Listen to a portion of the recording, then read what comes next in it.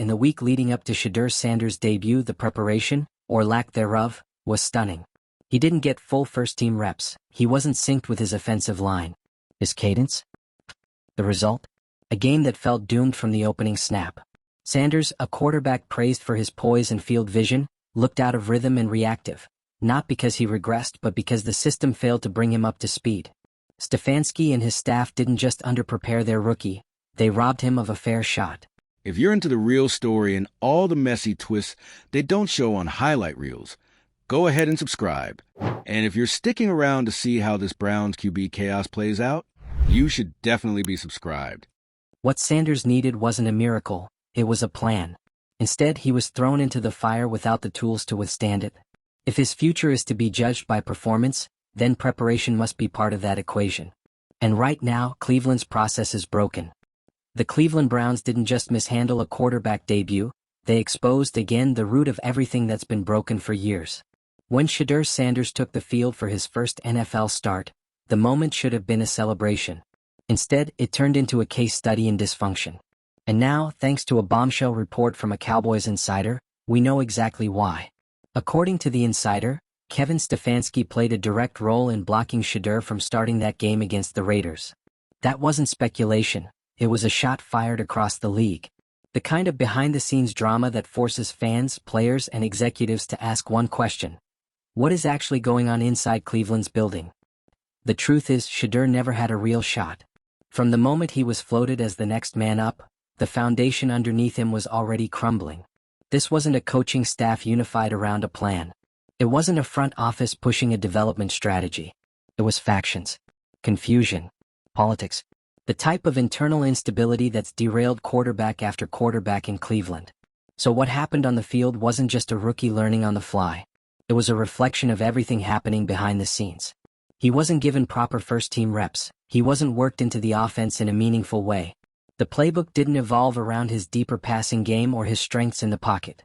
It was a one-size-fits-all approach shoved onto a player who needed something different. And the offensive line? Out of sync. There were clear cadence issues, because they weren't with him during the week. The offense looked misaligned because it was. That wasn't a talent issue. That was a preparation disaster. And yet, even with all of that, there were people already pushing the narrative that Sanders just wasn't ready. That the moment was too big. That maybe the Browns needed to start thinking about next year. But if you strip away the headlines and watch what actually unfolded, the only conclusion is this. The Browns sabotaged their own quarterback before he ever took a snap. Let's not forget that Cleveland has been down this road before. 13 different starting quarterbacks in 5 years. A revolving door. Always rebuilding. Always talking about the future without ever learning from the past. At some point, it's not the players. It's the system. It's the coaching. It's the culture. And when you look at how Stefanski has handled quarterback depth, the trend becomes hard to ignore. Development hasn't just stalled, it's been virtually non-existent. The moment someone struggles, the approach turns reactive. The plan goes out the window. Confidence drops. Reps get taken away. The same story year after year. What's happening to Sanders is part of that story. But it's also the moment it reached a boiling point. Now the spotlight is on his next 8 games. Because unlike the mess against the Raiders, he's reportedly being given the keys, for real this time. First-team reps. Offensive tweaks to fit his style. A system that actually reflects what he's good at. And that's not just better, it's necessary. The stakes are sky high. If Shedeur performs under these conditions, it won't just vindicate him. It'll put a spotlight on everything Cleveland failed to do the first time. It'll show clearly that this wasn't about ability. It was about the total absence of preparation, structure, and vision. But if he doesn't perform, even with support, then the Browns could end up right back in the same spot, questioning their quarterback, drafting another one, restarting the cycle. And the consequences of that will stretch beyond the roster. Because fans aren't just losing patience, they're losing belief that this organization can actually build anything. And it's not just a Cleveland issue. Around the league, the way teams treat backup quarterbacks is under the microscope. Too many franchises are still operating with a next man up mentality, without actually preparing that next man. They give backups the title but not the reps. They treat developmental quarterbacks like placeholders instead of future starters. And when things fall apart, the player gets blamed. But when you look at teams like New England or Philadelphia, you see a different model. Backups get meaningful snaps in practice. The schemes are flexible. The coaches are aligned with the front office. So when a young quarterback steps in, he's not learning everything on the fly. He's stepping into a system that wants him to succeed. Cleveland doesn't have that. At least not yet. But they could, if they learn from what's happening right now. Because this isn't just a story about Shedeur Sanders. It's about how the NFL handles growth, pressure, and talent. It's about what happens when coaching staffs let internal politics dictate on-field decisions. It's about what it costs to throw someone into a game without giving them a real shot at success. And make no mistake, the cost is high. You don't just risk one game. You risk development, confidence, trust. You risk losing a locker room, losing fan support, losing a quarterback who could have been the answer.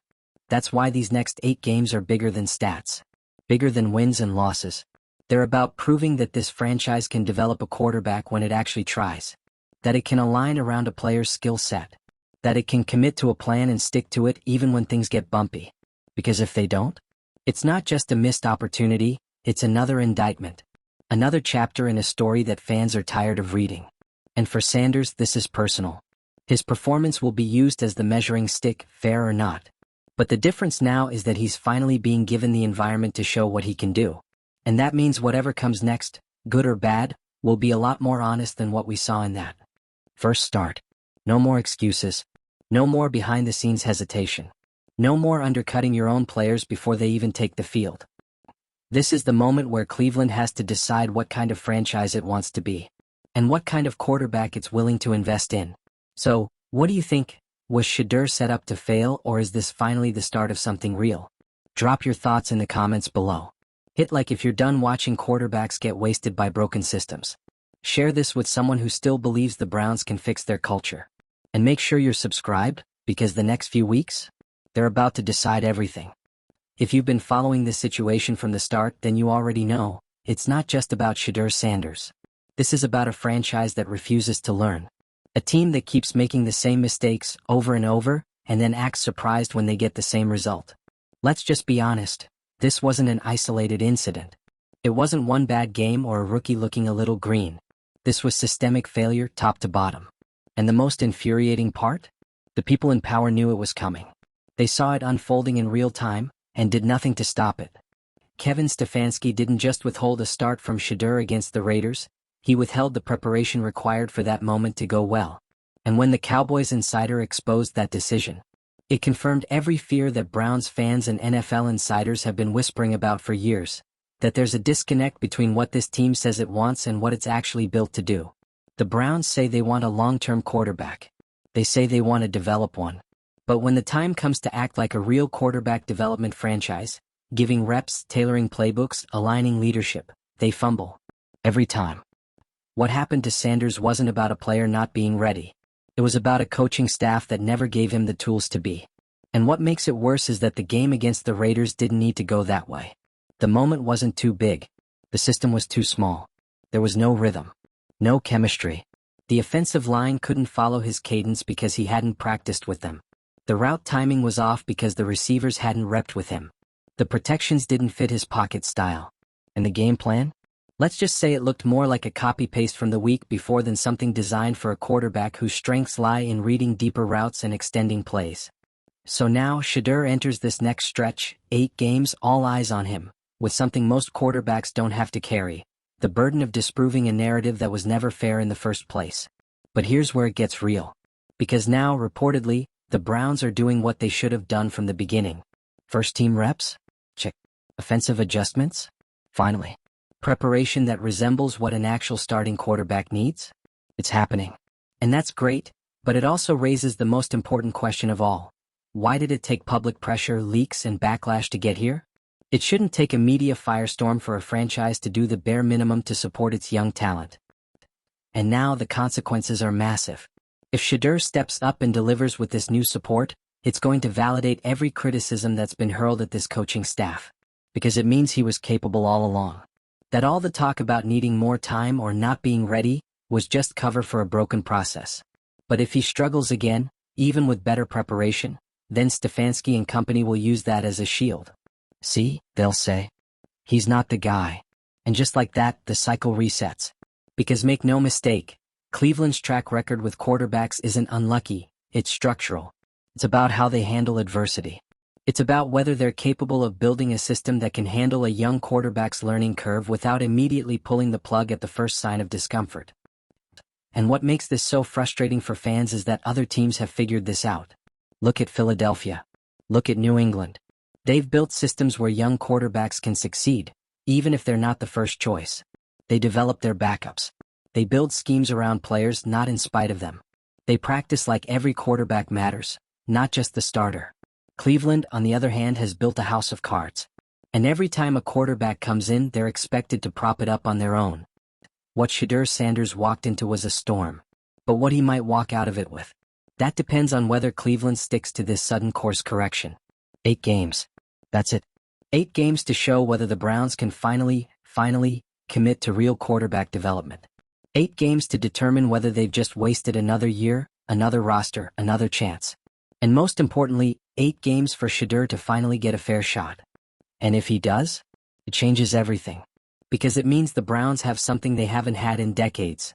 A quarterback with potential and the structure to support him. That's the key. That's the piece they've always been missing. Not talent. Not arm strength. Not character. But structure. You can't build a franchise on chaos. And if Cleveland wants to prove they've grown beyond the reputation that's haunted them for 2 decades, this is their chance. But it's also their last warning. Because if they let the noise creep back in, if they start second-guessing again or pulling reps or tweaking the offense midweek because someone in the front office is panicking, then it's over. Not just for Shedeur but for any young quarterback that ever steps foot in that facility again. And let's not forget what's at stake for Stefanski. The spotlight isn't just on the player anymore, it's on the head coach. His handling of this situation has drawn national attention, and not in a good way. If Sanders plays well now, Stefanski's judgment is going to be questioned. His process, his vision, his control of the locker room. And if things go badly? Well, the leash wasn't long to begin with. That's how high the stakes are right now. 1 quarterback. 1 season. 1 shot to prove that Cleveland can be something more than the punchline it's become. So yes, Sanders has work to do. He needs to play well. He needs to show he can handle the speed, the pressure, the reads. But unlike his first start, he's now been given the environment to do it. No more excuses. No more confusion. No more divided leadership sabotaging the moment. What happens now is real. And it's going to tell us everything. Was Shedeur Sanders held back by a flawed process? Or is he just another name on a long list of quarterbacks who couldn't make it in Cleveland? We're about to find out. There's no sugarcoating it. The Cleveland Browns are on trial. Not just in the media, not just in the minds of their fans, but in front of the entire league. And the case? Mishandling quarterback development on a level that borders on reckless. At the center of that storm is Shedeur Sanders. A young quarterback with all the raw tools, a high-profile name, and the pressure of a city starved for stability at the most important position in sports. This wasn't supposed to be his story. He was supposed to come into a system ready to groom him. Instead, he was handed a fractured locker room, a divided front office, and a head coach reportedly working against him before he even touched the field. Let's talk about that for a second. Because when a Cowboys insider dropped the claim that Kevin Stefanski actively blocked Sanders from making his debut against the Raiders, it wasn't just a headline, it was a red flag the size of First Energy Stadium. Not because it was shocking, but because it wasn't. If you've followed the Browns for any amount of time, you know this isn't new behavior, it's a pattern. And Sanders? He's just the latest name caught in the gears. That Raiders game should have been the beginning of something. Instead, it exposed everything. The offensive line didn't know his cadence. The play calling didn't fit his strengths. The receivers looked like they hadn't practiced timing routes with him, because they hadn't. That game plan wasn't built for him. It was patched together from the remains of whoever was under center before him. So let's call it what it was. Shedeur wasn't given a chance. He was sent out with no rhythm, no reps, and no real shot. And when the performance struggled, the whispers started, again. Maybe he's not ready. Maybe the hype was too much. Maybe they should just go back to the drawing board. But the real question no one inside that building wants to answer is, why did you set him up to fail in the first place? Because that's what happened. Whether it was internal politics, lack of communication, or just bad leadership, Shedeur Sanders became a casualty of Cleveland's own dysfunction. This is a team that spent the last 5 years swapping out quarterbacks like spare tires. 13 different starters. Coaches blaming coordinators. coordinators blaming injuries, GMs pretending like there's a plan. And through it all, not a single young quarterback has been given the consistent development they needed to grow. It's not about raw talent. It's about investment. And Cleveland hasn't invested in development, they've invested in damage control. That's what made the insider report hit so hard. Because it confirmed that even behind the scenes, even when the cameras are off, the internal chaos is still very much alive. And when that dysfunction starts leaking out into the public, it tells you how deep the rot goes. So now the spotlight turns back to Sanders. Not because of what happened against the Raiders, but because of what happens next. He's been given 8 games. 8 weeks to prove he's not just another number in Cleveland's long list of quarterback flops. But here's the thing, this time it's different. Or at least it should be. Now, for the first time since he was named the starter, Shedeur is getting the support he was denied. First-team practice reps. A game plan tailored to his strengths. Coaches reportedly working to build around his style. His deeper reads, his ability to extend plays, his poise under pressure.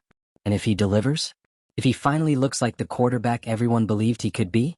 That's not just a win for Sanders. That's a loud, public indictment of the Cleveland Browns process. Because it means he was ready. He just wasn't prepared. It means that coaching, not capability, was the problem. That if they'd done their jobs from the start, none of this damage control would have been necessary. But if he doesn't deliver? Then what? That's where things get tricky. Because even with support, 8 games isn't much time. And the leash in Cleveland is shorter than ever. Stefanski's job? Hanging by a thread. The locker room? Frustrated. The fan base? Fed up. This team has been teetering between rebuild and reinvention for years, and this season is supposed to be the turning point. If Sanders can't bring results, there's every chance the organization pulls the plug again. On him, on the plan, on everything. That's not how it should go. But that's how it does go in Cleveland. Browns, and this isn't just about one player. It's about how the NFL at large treats young quarterbacks. The Browns aren't the only team with a next man up mentality and no structure to support that next man. Too many franchises operate like development is optional. Like preparation is a luxury, not a necessity. But the teams that actually win? They don't do that. They don't just draft quarterbacks, they build them. They create environments where backups aren't just waiting, they're working. Getting reps. Learning the system. Staying ready. That's why when someone like Brock Purdy steps into the lineup, it works. That's why teams like Philly and New England can stay competitive even when the starter goes down. Cleveland, meanwhile, continues to throw quarterbacks into the fire and blame them when they burn. And that's what makes this moment so important. Because for once, they're doing it the right way. The reps, the preparation, the support, it's finally there. And that gives us, for the first time, a real opportunity to evaluate Sanders for who he is, not who the Browns made him look like during that Raiders game. If he plays well, then the Browns have a decision to make, not about Sanders but about their future. Because it would mean they do have their guy. And it would also mean they have to admit they almost ruined him before he even got started. That level of accountability? It's rare in the NFL. But it's also necessary. Because if this team keeps recycling quarterbacks without ever fixing the system, then it doesn't matter who they draft next. The result will be the same. But this moment, these next few weeks, could change everything. They could change the trajectory of Shedeur Sanders' career. They could redefine Kevin Stefanski's legacy. They could shift the narrative around Cleveland from the place where quarterbacks go to die to the team that finally figured it out. That's the potential of this moment. But it only happens if the Browns commit. Not just to Sanders but to the process, the structure, the preparation, the belief that development isn't optional, it's essential. So, is this the turning point? Or is this just another brief chapter before the cycle resets? We're in the middle of the most important quarterback evaluation Cleveland has faced in years, and the sad part? It never had to be this dramatic. If the Browns had just done what functioning organizations do, prepare their rookie, support their starter, align the front office with the coaching staff, we wouldn't even be having this conversation. But because they didn't, here we are, dissecting whether a kid who never got the proper lead-up was actually the problem or just the latest name thrown under the Cleveland bus. And now the clock is ticking. Every snap Sanders takes in the coming games is going to be put under a microscope. Fans will overanalyze every throw. The media will pounce on every mistake. And if he struggles, the same people who underprepared him will turn around and say, "See? This is why we hesitated." But the truth is, they didn't hesitate because of him. They hesitated because of them. Because their system isn't built to nurture. It's built to react. And that's been their downfall for years. Here's the real test. Will Cleveland stick with him when things get tough? Because they will. Every young quarterback hits a wall. The question is, does the team stand behind him, coach through it, adjust the game plan, or do they hit the eject button at the first sign of turbulence? And if history's any guide, well, you already know how that story ends. But this time it has to be different.